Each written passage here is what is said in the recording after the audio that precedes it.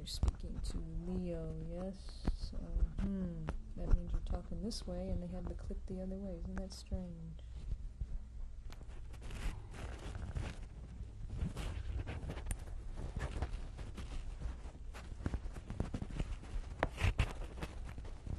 How about behind the, here, it's a softer. Okay. And then we have a set of pictures, and Then the family also comes, the grandchildren. And we'll have the wide shot.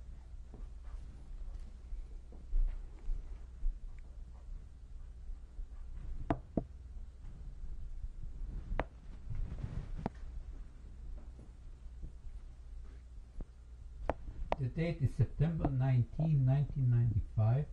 We are interviewing today Mrs. Rose Fogel, maiden name Deutsch. The interviewer is Leo Rechter. The interview is being conducted in Whitestone, New York, United States of America, and the language is English. My name is Leo Rechter. The date is September 19, 1995. Today we are interviewing Mrs. Rose Fogel in Whitestone, New York, United States of America. Tell us your name, please, and spell it, please. Rose Fogel, R-O-S-E-F-O-G-E-L. And what was your maiden name, please? Dajch, D-A-J-C-H. Were you known by any other names?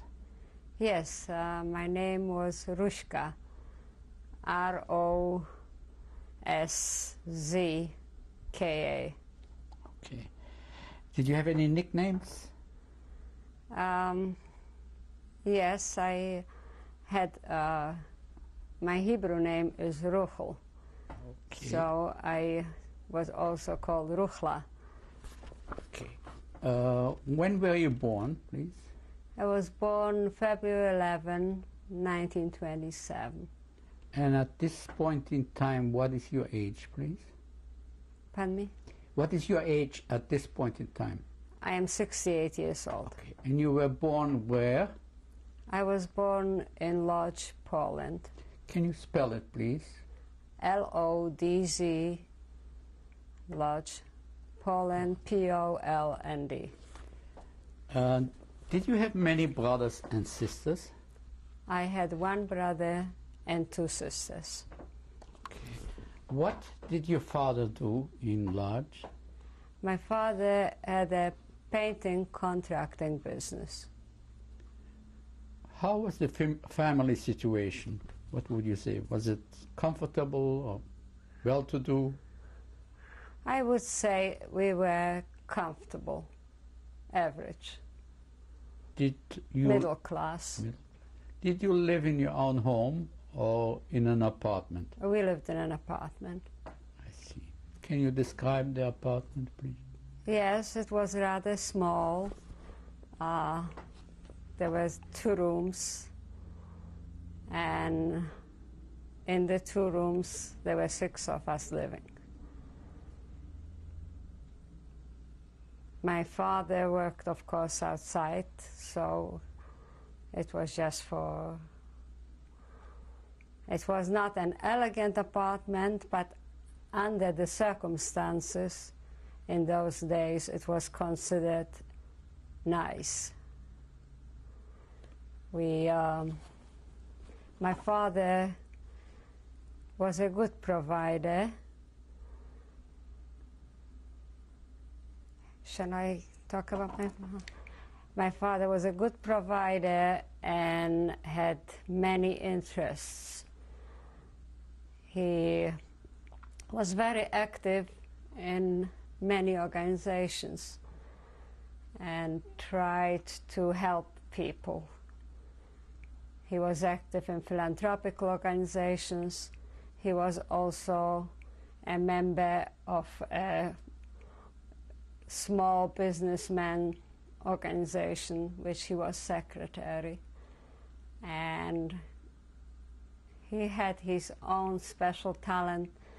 He was a humorist, and he tried to tell stories and jokes. He was always being very funny. And when the organizations were running functions, my father would perform. And in general, he was a very funny man. He told stories and jokes. He collected idioms, and he was known by people as a happy man. He was happy even at times when there was no happiness around, but he tried to make everybody else happy. Our family life was relatively happy, but of course there were always problems, and he tried to see the bright side of it and never gave up on anything. He was a fabulous reader. As small as our apartment was, it was lined with books. The walls were full of books. As much as he read, he tried to instill it in us. And from a very young age, I remember my father giving us books to read, sometimes which were way above my age. I remember incidents which are very dear to me. My father, Friday nights when we would sit down at the table and the candles were flickering, and my mother brought out a bowl of peanuts, and my father would take out a book. Most of the time they were classic books. He would read Victor Hugo, or he would read in Yiddish, Shalom Aleichem, or he would read in Polish some classics. And we all sat and listened, and at the end of it, sometimes I think I fell asleep. But I did learn a lot from it, because he tried to teach us by reading. And this was his way of upbringing, bringing us up, rather. As far as I can remember, he did a lot of charity work. When just shortly before the war broke out, they brought Jews from Germany, and they were homeless and they had no possessions. So he went around and he tried to collect clothes and food for them. He was an organizer. He was active in the school board that I went to school. And what kind of school did you go to? I went to a Yiddish school. It was called Bochov. Excuse me. Was it a religious school? No, it was not. It was a Paulician. It was a left Zionist, from the left Zionist movement. You mentioned there were candles lit on Friday nights. Was your home a religious home or semi-religious? Traditional. Traditional, yes. Did you get together on holidays with other family members? Yes. Family was always coming or going. Our house was an open house. But especially on holidays, Passover, Hanukkah, or whatever the holiday may have been, there was always a lot of family. My mother had a big family of her own, immediate, who lived in a small town, and they would come to visit Lodge because my grandfather lived there, the grandparents lived there, so they all came for the holidays and would stay. Passover, we used to invite friends and neighbors in for the Seder.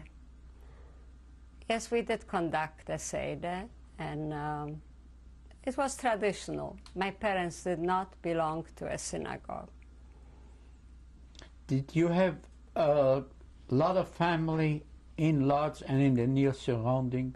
What was the approximate size? Yes, well, from my father's side, my grandparents, and my father came from a family of 6 children, and each of them had several children. So they all lived in Lodz except one who lived in Warsaw, my father's sister. And from my mother's side, she had a brother and a sister living in Lodz, and she had 4 brothers living in near adjoining towns in Piotrków and Belchatov. And they would come for the holidays to visit the grandparents. My grandparents from both sides lived in Lodz. How many people altogether would you estimate were close relatives? You know, not second cousin, only uncles, Only aunts, first the cousin. immediate. Yeah. I would say 48. 48, okay. What are your earliest childhood memories? Can you remember what's the earliest thing in your mind? Well, what I remember is, again, I will speak to about my father, because he made me very proud. When my oldest brother was in 7th grade, I was 5 years old. And I was invited to come to school. It was a Hanukkah party. And my father had taught me some poems, and I stood up and I recited the poems.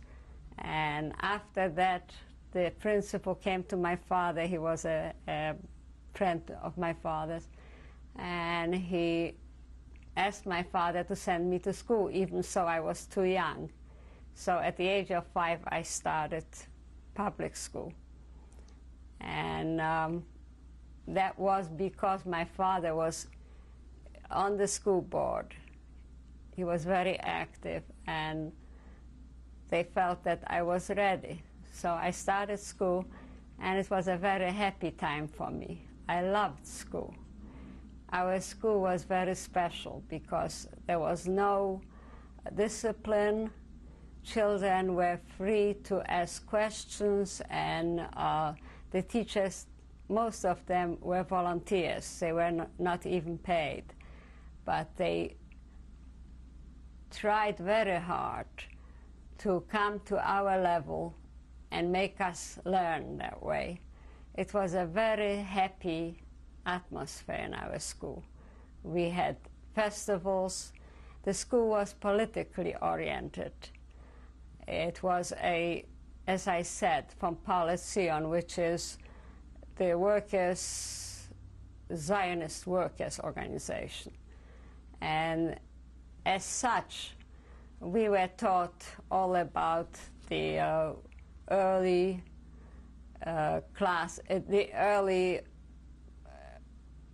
creators of the organization, of the Zion organization, the breakaway from the religious movement to the progressive movement. And we were taught all these working songs. We had performances in school, which I always participated. And there were many visitors coming from Israel to speak to us children. We also had an exhibit in school. By the way, Lodz had, I am told, 350,000 Jewish people. And as much as I remember, it must have been 100 years of Jews in Lodz. And we had an exhibit in which the children participated, and we made all kinds of dioramas and to prove what Jews have accomplished in Lodz.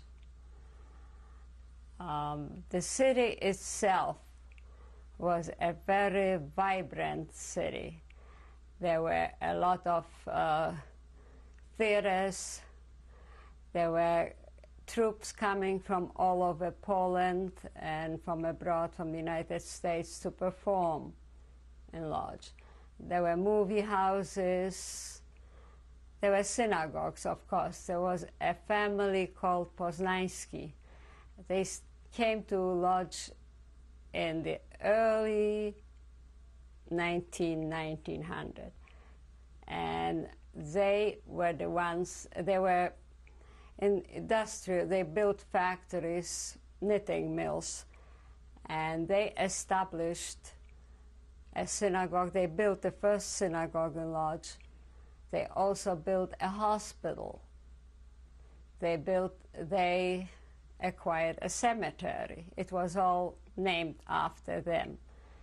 And the community thrived after the Poznańskis came there, because people came from the surrounding areas for work.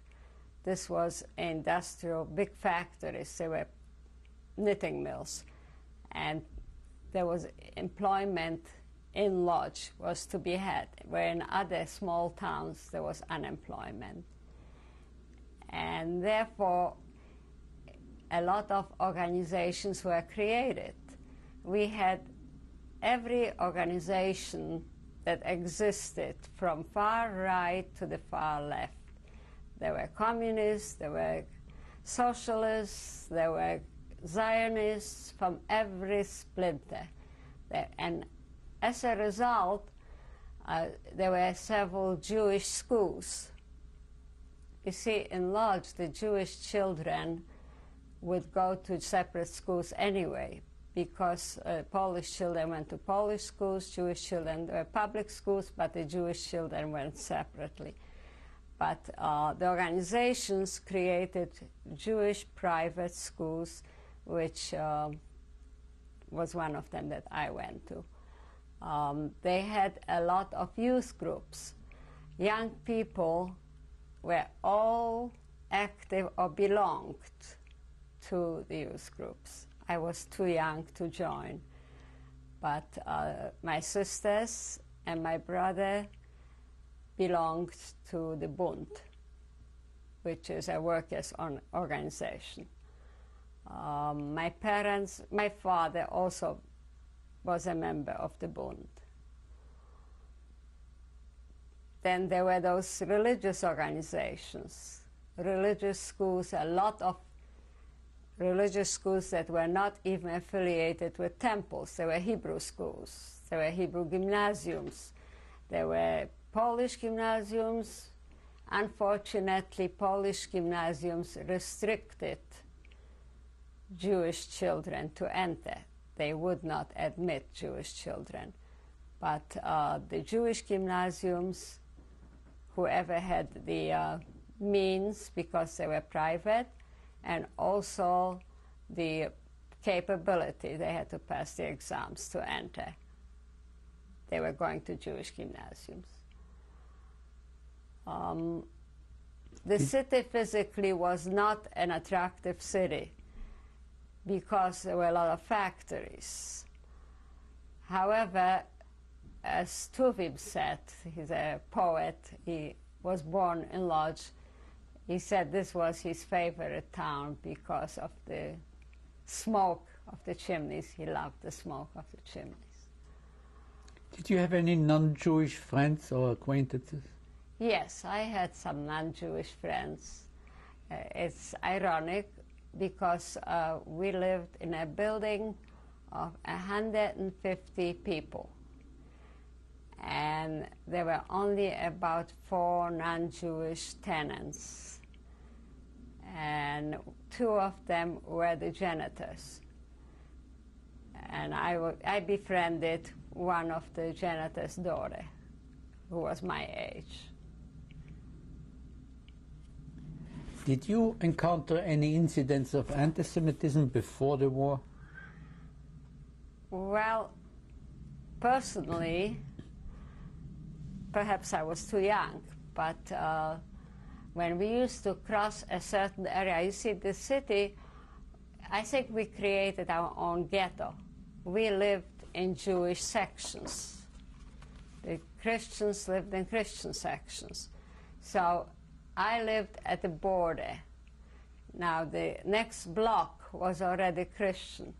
So when we used to go out with my friends, by the time we reached the next block, I called myself Rushka instead of Ruchel, because Ruchel was a Jewish name and Rushka was not.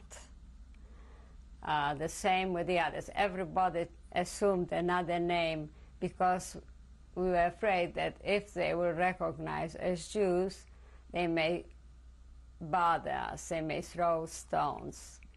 My brother went to gymnasium and he was attacked going home from school with his friend. A man came towards him with a knife and called him Jew. Anti-Semitism, we were very much aware of it. I personally did not feel it, as I said, because we lived in the confines of a Jewish area. You did not mention your mother. Did your mother only take care of the household, or do you know whether she had any other activities? Well, you see, my father was busy with his business, but I think he was busier with his organizational life, and therefore he was hardly home. He would come home late at night, and my mother was home all day, and she was taking care of us, and I never realized how much responsibility she had, but all her responsibilities were the household, finances, our health, our welfare. It was all my mother's doing. She also used to help my father when they had functions in his organizations. Now, she would do the baking, and they had to sell raffles, so she would prepare those things and help to make it a success. But on her own, she never did anything outstanding. Did you receive newspaper in the household? Did you? We had several. There was primarily was the Jewish newspaper, the Volkszeitung, which was printed in Warsaw. My uncle was the editor of the paper. And then there was another paper that my father read, which was a local one. Plus, we used to get a lot of magazines. I myself used to get, it was called, in Yiddish, it's children's magazine. It was called Grüne Felder. It was for children, but it was also a political magazine. And my brother read Polish magazines and newspapers. We also got a newspaper from Warsaw, a Polish newspaper. And as I said, reading was done at home constantly. At a meal, it was sometimes funny because each of us would sit with their own reading material and eating.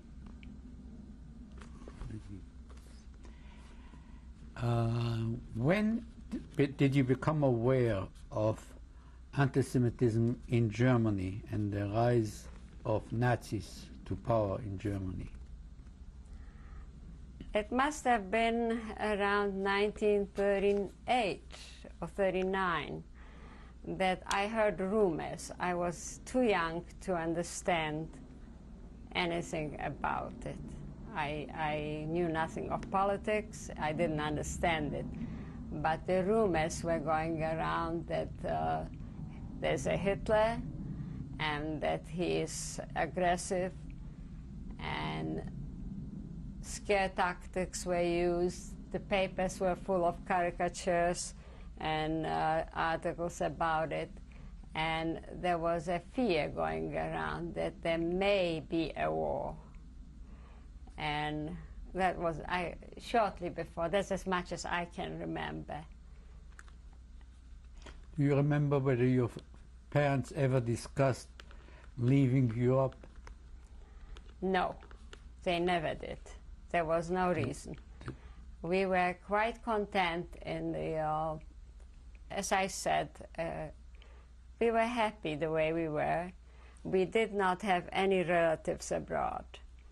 And maybe I'm too young. I was too young to know, but there was no discussion about that. And when did you first become aware of real danger? Were you aware before September 39 or only after the Germans I invaded? was there. That was then? I was there. The first thing that happened was September 1st, 1939. We were bombed. And it started a panic. So of course, my mother survived the First World War under the Germans. And she said that we have no reason to fear, because when she was a child, she went to school when the Germans marched in. The Germans opened schools, but they brought culture, there was theater, there was everything wonderful when the Germans came in. There's nothing to worry about because the Germans were good. On the other hand, my father was born under the Russians, and he was more practical about it, and he said that chances are that Hitler is not the same person as Germany was in the First World War, that there may be some danger. So neighbors got together and they were talking about gas, that there would be used gas. So they made tampons from cotton to put on in case we would be attacked with gas. And this was our yeah, we did another thing. We put tape on the windows in case we were when the bombing started, to protect the windows. And then when the bombing started, we went into the basements. They didn't bomb Lodz very much, only 3 days. Within 3 days, I think about 2 days later, the Germans marched in. I was curious and I was happy. I didn't understand very much. I was only 12 years old. And I was excited about the whole thing, so I ran out to the main street to see what's going on. And I saw the Polish soldiers looking in a very sad state coming back from the front. They were with their clothes torn and on the wagons, and they looked very bad. The next day, the Germans marched in, and it was quite a contrast. The Polish people were standing with flowers and greeting them. Now, I must point out that there was 30% Germans living in Lodz.